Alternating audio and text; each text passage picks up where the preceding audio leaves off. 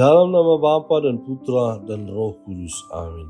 Allah Bapa yang Maha Pengasih, kami kembali bersyukur kehadapan-Mu atas cinta-Mu yang berkelimpahan dan tiada berkesudahan.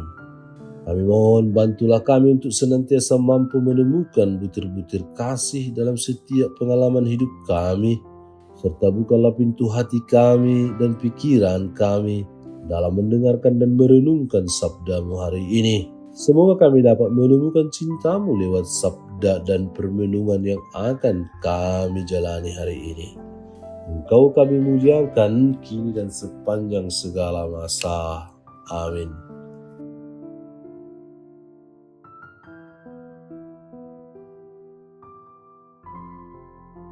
Tuhan bersamamu dan bersama rohmu. Inilah Injil suci menurut Yohanes. Dimuliakanlah Tuhan. Kata Yesus kepadanya, "Akulah jalan dan kebenaran dan hidup. Tidak ada seorang pun yang datang kepada Bapa kalau tidak melalui aku. Sekiranya kamu mengenal aku, pasti kamu juga mengenal Bapa-Ku. Sekarang ini kamu mengenal Dia dan kamu telah melihat Dia." Kata Filipus kepadanya, "Tuhan, tunjukkanlah Bapa itu kepada kami, itu sudah cukup bagi kami." Kata Yesus kepadanya, "Telah sekian lama aku bersama-sama kamu Filipus, namun engkau tidak mengenal aku. Barang siapa telah melihat aku, ia telah melihat Bapa. Bagaimana engkau berkata, tunjukkanlah Bapa itu kepada kami? Tidak percayakah engkau bahwa aku di dalam Bapa dan Bapa di dalam aku? Apa yang aku katakan kepadamu, tidak aku katakan dari diriku sendiri, tetapi Bapa yang diam di dalam aku, dialah yang melakukan pekerjaannya. Percayalah kepadaku bahwa aku di dalam Bapa dan Bapa di dalam aku. Atau setidak-tidaknya percayalah karena pekerjaan-pekerjaan itu sendiri.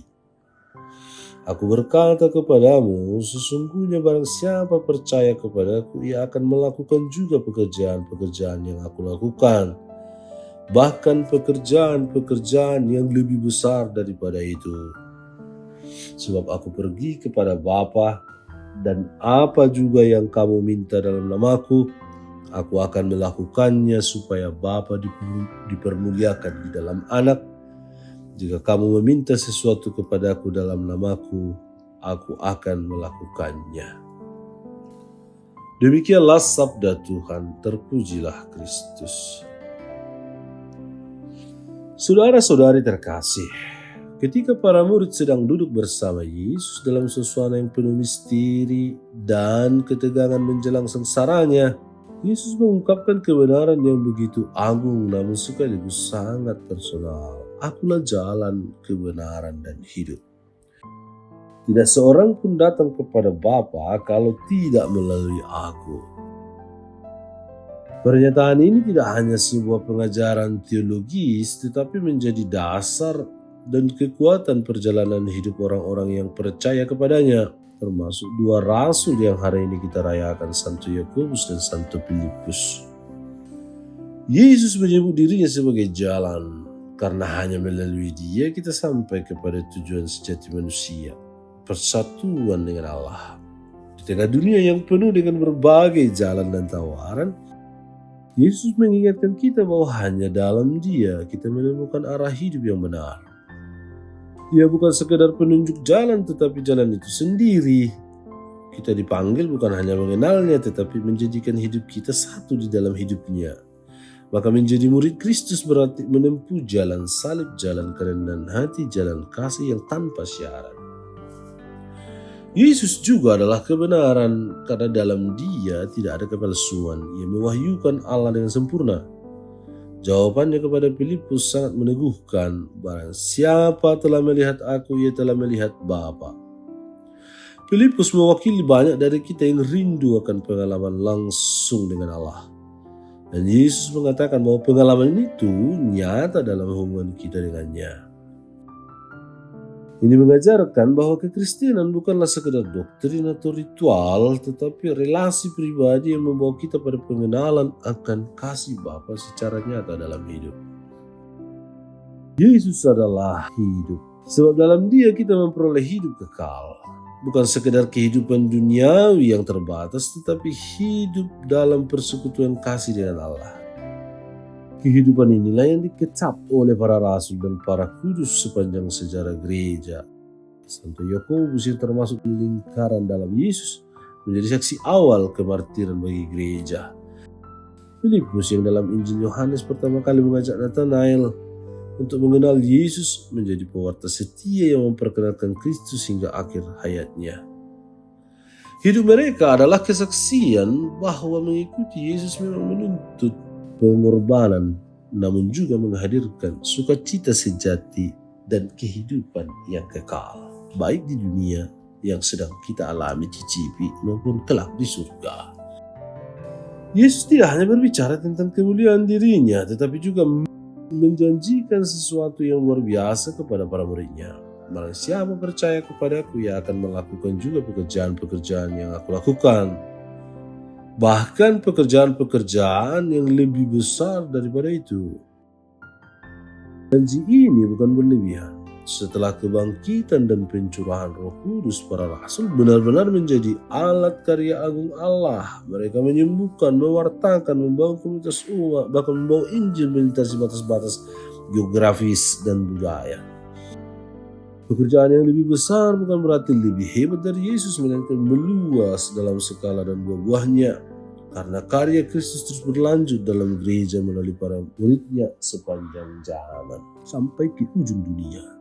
Hari ini kita pun dipanggil untuk menjadi bagian dalam zaman ketika kebenaran menjadi relatif, jalan hidup manusia kerap disesatkan oleh nilai-nilai duniawi, dan makna hidup menjadi kabur. Sabda Yesus menjadi suara yang membangunkan hati nurani umat manusia.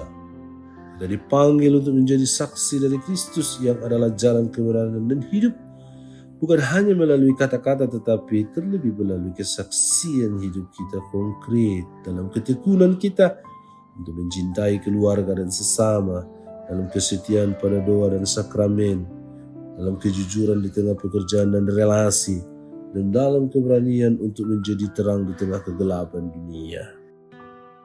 Pesan Santo Yakobus dan Filipus menjadi momentum indah untuk menyadari bahwa para rasul bukanlah pribadi luar biasa karena kekuatan mereka sendiri. Mereka pun pernah ragu, bertanya, tidak mengerti, namun kasih Yesus membawa mereka menjadi pilar-pilar gereja.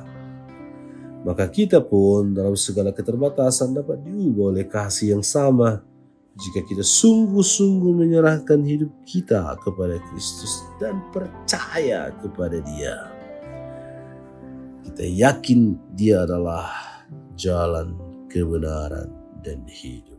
Hanya melalui Dia kita sampai kepada Bapa. Ajakan bagi kita, mari kita hidup dari Kristus, hidup untuk Kristus, dan hidup di dalam Kristus.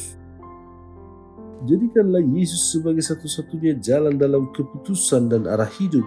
Biarkan sabdanya menjadi kebenaran yang mengarahkan hati, dan sambut hidup yang Ia tawarkan. Bukan hidup yang nyaman dan bebas dari salib, tetapi hidup yang penuh makna, kasih dan sukacita sejati dalam persatuan dengan Bapa. Tuhan, teguhkanlah imanku kepada sabdamu dan bantulah kami untuk tekun membaca dan merenungkan kitab suci dan tanpa keraguan dan kebimbangan mewujudkan iman dalam perbuatan kami sehari-hari. Sebab Engkaulah Tuhan dan pengantara kami. Amin. Allah Bapa kami, penuntun kehidupan, Engkau telah menuntun Abraham menuju tanah terjanji. Engkau juga menuntun bangsa Israel menuju tanah Yerusalem melalui tangan Musa. Kini kami umat-Mu keuskupan Padang sedang berjalan bersama dalam sinode kefikepan menuju keselamatan yang Engkau janjikan dalam diri Putra-Mu Yesus Kristus.